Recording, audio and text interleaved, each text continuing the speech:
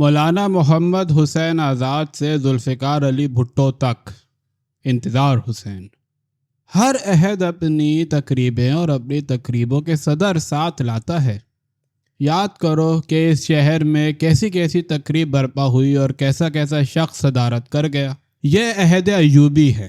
تقریبوں میں ان صاحب کمالوں کی آمد ہے جن کے پا انداز میں فصاحت آنکھیں بچھاتی ہے اور بلاغت قدموں میں لوٹی جاتی ہے۔ کسی تقریب میں جناب یاسین خان وٹو مسند نشیں ہیں، کسی مذاکرے میں جناب خدا بخش بچہ صدر بنے بیٹھے ہیں، مگر بچہ صاحب کو کلچر سے نفور ہے۔ انہوں نے کالجوں میں ڈرامہ اور موسیقی پر قدغن لگا دیا ہے۔ کلچرل تقریبوں کی صدارت کو سی ایس پی افسروں نے اچک لیا ہے۔ کس علمی متانت سے تجریدی آرٹ پر گفتگو کرتے ہیں اور کس وقار سے نمائش کا فیتہ کاٹتے ہیں۔ تم دیکھو گے کہ ان افسروں میں بعض بلند پرواز ایسے اوج پر جائیں گے جہاں آفتاب تارا ہو جائے گا، بعض ایسے اڑیں گے کہ اڑ ہی جائیں گے۔ ایوب خان زوال کرتے ہیں، 303 123 ہو جاتے ہیں۔ اب نہ وٹو صاحب ہیں نہ بچہ صاحب، صدا رہے نام اللہ کا، مگر مذاکرے منعقد ہوئے چلے جاتے ہیں۔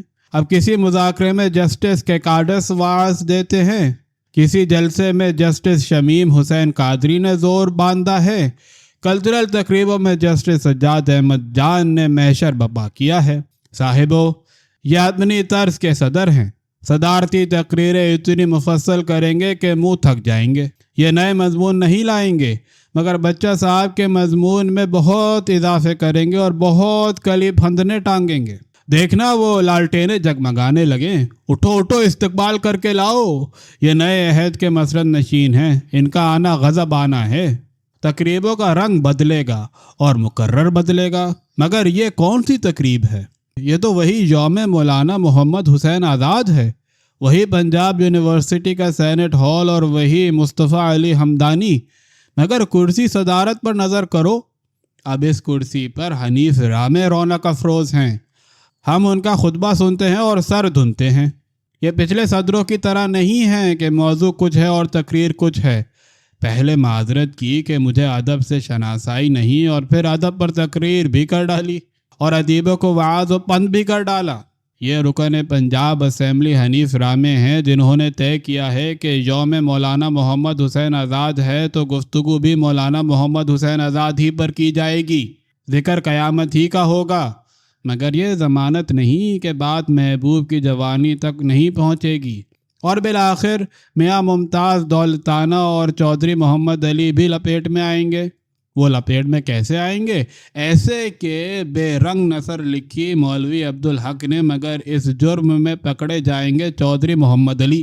تو اے سامعین محفل، اب جب کہ تم مصطفیٰ علی ہمدانی کی مرصع اردو بھی سن چکے ہو اور علامہ عباس حیدر عابدی کے رنگ خطابت سے بھی لطف اندوز ہو چکے ہو اور ڈاکٹر عبادت بریلوی کی تنقید بھی سن چکے ہو، تو اب مؤدب ہو بیٹھو اور صدر جلسہ کی تقریر سنو۔ حنیف رامے مولانا محمد حسین آزاد کے اسلوب پر گفتگو کرتے ہیں اور آب حیات سے جانورستان تک پہنچتے ہیں۔ بتاتے ہیں کہ ایک نثر وہ تھی جو آزاد نے لکھی اور ایک نثر وہ تھی جو حالی نے لکھی۔ حالی کی نثر اسلوب سے عاری، آزاد صاحب اسلوب نثر نگار ہے، اور اسلوب کا مطلب کیا ہے؟ فطرت کو تسخیر کرنے کی کوشش۔ اس بات پر سوشلسٹ ادیب خوش نہیں ہوں گے کہ وہ تو اسلوب کے قائل ہی نہیں، وہ تو اس کے قائل ہیں کہ اسلوب کے جھنجٹ میں مت پھنسو، جیسے بھی بن پڑے انقلاب کا مضمون باندھو۔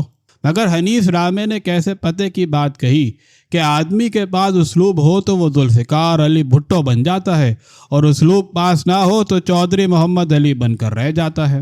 اصل میں ہم یہی سوچ کر ڈر رہے تھے کہ حنیف رامے کی تقریر کہیں نخالص ادبی تقریر بن کر نہ رہ جائے، مگر تقریر میں ہر وقت پلٹا آیا، اور حنیف رامے نے گریز یوں کیا کہ ادب کی طرح سیاست میں بھی اسلوب کی اہمیت ہے۔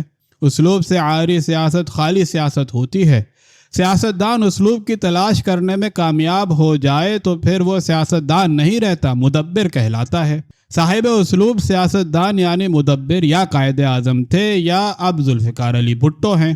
پھر حنیف رامے کو مولانا حالی کی نثر یاد آئی جو ان کی دانست میں اسلوب سے عاری نثر ہے، اور پھر ان کو مولوی عبدالحق کی بے رنگ نثر یاد آئی، اور انہوں نے کہا کہ چودھری محمد علی کی سیاست کیا ہے، وہ مولوی عبدالحق کی بے رنگ نثر ہے۔ اس بیان کے بعد ہمیں بھی کچھ نہ کچھ یاد آنا تھا۔ ہمیں وہ پورا ادب یاد آیا جو اسلوب سے عاری اور زبان و بیان کی گہرائی اور گہرائی سے محروم ہے، مگر یہ کہ اس میں سماجی اصلاح کا مضمون باندھا گیا ہے یا انقلاب کا نقطہ سمو دیا گیا ہے، اور ہم نے سوچا کہ یہ ادب ہے یا چودھری محمد علی کی سیاست ہے۔ البتہ ایک بات ہے، سادگی کا مطلب خواہ وہ نثر میں ہو یا نظم میں لازماً یہ نہیں ہوتا کہ تحریر اسلوب سے عاری ہے۔ جو اسلوب سادگی کا لبادہ اوڑھ کر آتا ہے وہ اتنا چور بدن ہوتا ہے کہ عام قاری کو بالعموم جل دے جاتا ہے، اور مولانا حالی کی نظم و نثر اسلوب سے عاری نظر آنے لگتی ہے۔